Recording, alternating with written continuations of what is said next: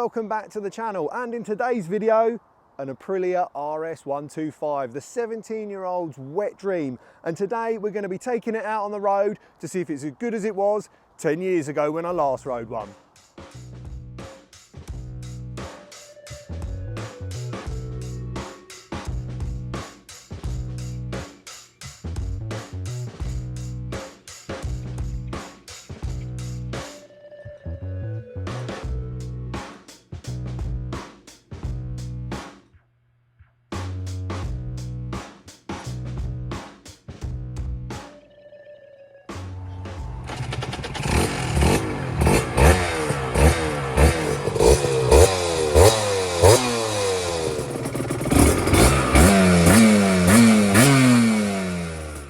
Back on an RS125.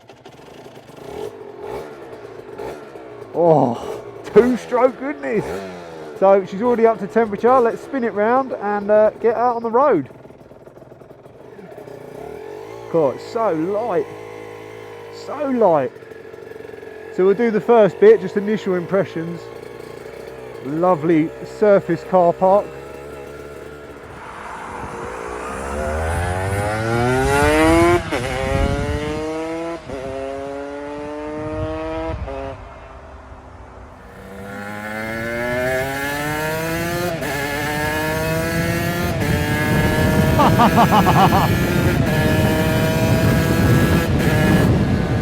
Oh, as good as I remember. Do you know what? Even now, all the years, all the big bikes later, these are just incredible. So much fun. So while we're just getting some heat in the tyres before we really experience what a 100 kilo odd weight, I'll put a little confirmation down below, feels like in the bends. We'll go through the engine. So in the 1999 Aprilia RS125, which is this shape, it came with the Rotax 122 engine. 125cc. It was slightly less powered than the previous version, which came with the Rotax 123, mainly with it having a smaller carburetor. So these, I mean, if you ask the forums and online, are good for around 28 horsepower, whereas the earlier one with the 34mm carb put out a good 30 plus. Right, so you've got no mid-range, that is something, but keep the throttle pinned and 8k.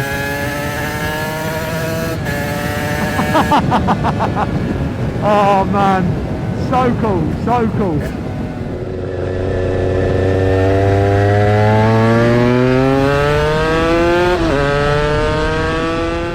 So as I mentioned, if you are 17, you are only going to be able to ride this legally restricted. Now, in the four-stroke world, a 125cc, realistically, 12-13 horsepower, that's all it's got to give.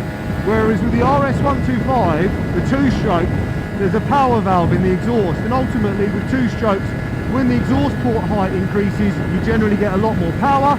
So to keep these restricted, they have a fixed exhaust port, whereas this, 8,000 RPM, gives you full pelt, and you can open it all the way around to 11,000 RPM, and it literally doubles the power.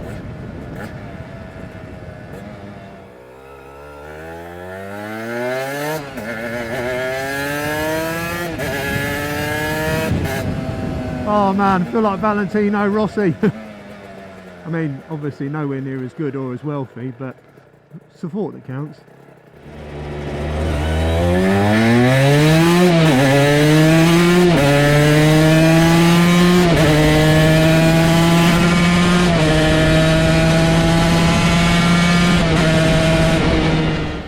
The mid-range, like sub that RPM, still rideable. There ain't a lot of power there. It's all about that 8,000 RPM plus. It really just, it's what two strokes are about. And if you're watching this and you hate the noise, two strokes just ain't for you. It's not your thing. Whereas this, man, 2004, when I was able to ride one of these legally, it was the poster bike. Sure, young teenagers, we were sex mad, but for me, this is all I dreamt about. Always wanted to be out on one of these. And when I finally got one,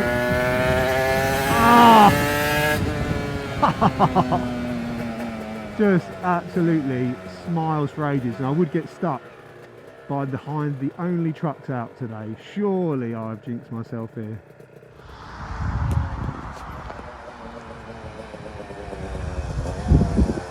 So while we're stuck behind some traffic, let's talk about the reliability. Oh, well, you've got a 125cc engine pushing out nearly 30 horsepower, which is highly strung really, and you put it in the hands of a 17-year-old that has zero patience, and unfortunately they're just not going to last. If you warm these up properly, and that is crucial, spend time just getting heat in the bike before setting off, making sure you use good fully synthetic 2-stroke oil. They'll do a couple of thousand miles before any inspection is required, but abuse it from cold, put cheap oil in it, you're going to become good friends with the man at the motorbike shop. So reliability is poor, typically poor, and they do require rebuilding, generally because of the owners that use them. Now, revs aren't a problem for 2-strokes if they're looked after and built properly, but revs and lack of mechanical sympathy and maintenance is going to be a big problem. So if you do buy one, just make sure it's either been rebuilt and potentially owned by a more mature gentleman or lady that hasn't abused it. The key signs are, if you go to see the bike and they fire it straight up to the red line, it's not a good indication. Whereas if the owner says, look, we'll go out for a ride, but let it warm up for a couple of minutes before you take it out, that's a good sign it's been looked after. And I say, now the problem is they're not cheap to rebuild either, so you really want to be looking after them if you do get it rebuilt, because you can easily sink £1,000 into these and do permanent damage to the barrels if you don't look after them.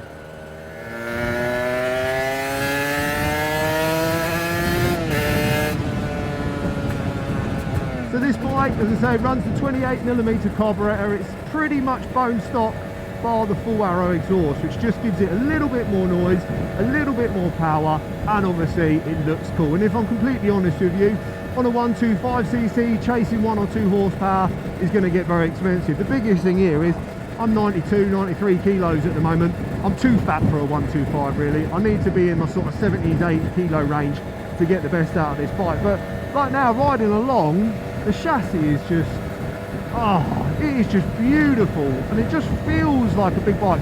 I can get fully tucked in, I can sit up still comfortably, I haven't got to have my arse in the air and my elbows down on the bars just to cruise along. You could do miles on this, not that the mile per gallon or engine reliability would allow for it.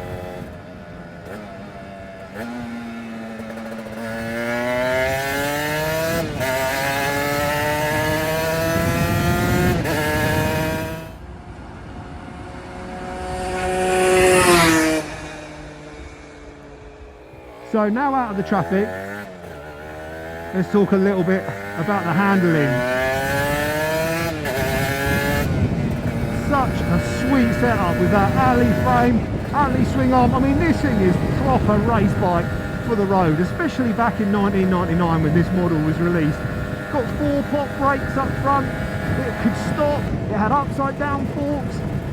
It was just the thing of dreams as a young man, and to be honest with you, riding it today, I was kind of a little bit worried that I'd get on it and think, well, this is pony, I've been riding big bikes for so long, a 125 ain't going to cut it. But it is, oh man, miles per hour, and it ain't slow, it still moves along like a quick bike. But as we mentioned with the handling, you get proper upside down forks, you've got a good damper set up on the rear, and now because of the age of these, they are so tunable. People just go mad with the upgrades. And I say that mid-range, 8k. Wow.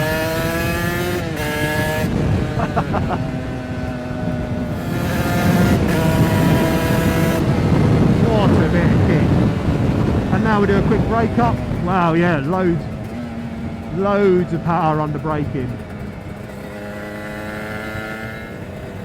So what does it cost? Well, I remember not so long ago, 3 or 4 years ago, an RS125 was £1,000 for a half decent one. Now ropey dogs like canal fines here in the UK are £1,000, and good examples realistically 2.5, 3.5. I've seen them as high as £5,000, which for a 125 is a lot of money, but people of my age just go back to these and remember how great they were, so they'll pay the money, which realistically, if you look how much a new 125 costs now, it's not a lot of money, is it, for something that's safe investment. Got caught out, no power, come on. There we go.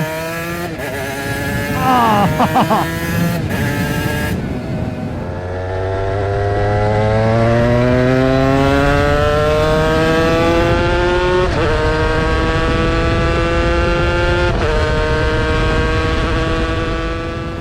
So the Rotax gearbox is absolutely sweet as well. Obviously being 125cc, it's got no real torque to contend with, so it can be nice and light. It flicks up and down through the box, it rev matches well, and it just feels like a really finished package. And being, again, like I said on it today, I was a little bit worried that I was going to be disappointed, but it's as good as I remember. It honestly is so much fun, and if you haven't ridden one, or you haven't ridden one in a long time, and if you're curious to go on one again, get it done.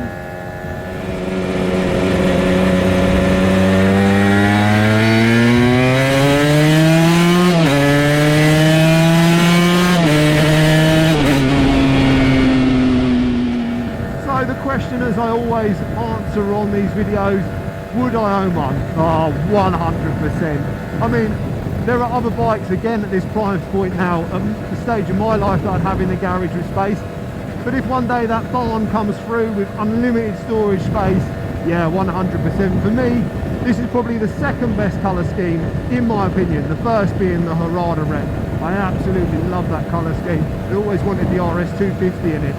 And if we're comparing the RS125 to the RS250, which I've had previously, for those who are familiar with the channel, the RS125 hasn't got the legs. The RS250 does make up the fun and the power, but with the RS250, 7,500, 8,000 pounds. With the 125, couple of grand. This thing.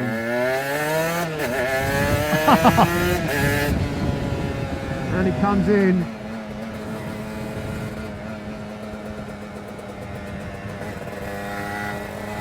Glued to the road.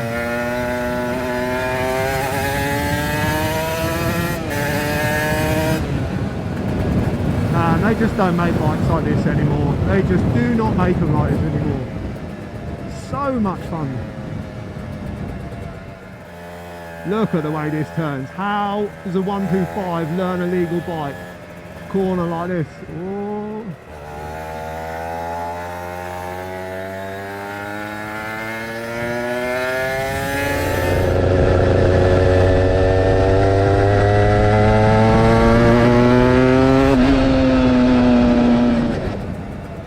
Handling is just, the more I'm riding it, the more it's blowing me away. Just the things you can get away with. Like a big bike, you can literally, as I say, come around the corner, tuck it in, change your lift again, tuck back in, lift it back up, tuck back in. It's just so light.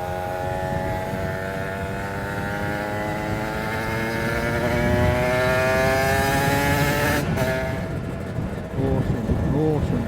Well, a big thank you to my friend Spence for letting me take it out today. It's just, oh, sweet trip down memory lane. Thank you very much, mate. Thank you very much. And what a cool bit of kit.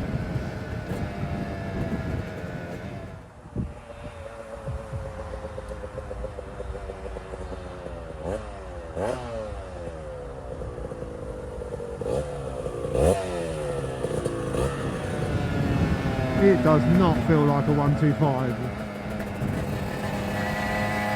Over she goes. Ah, oh, come on. Waiting. There we go.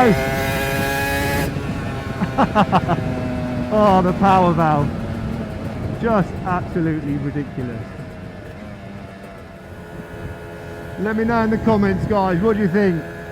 RS125, the best 125 two-stroke motorcycle ever made in the two-stroke variant? Let me know in the bottom. I know there's probably going to be a few that say the Cagiva Mito. I get it, the Evolution was cool, but I think this edges it for me.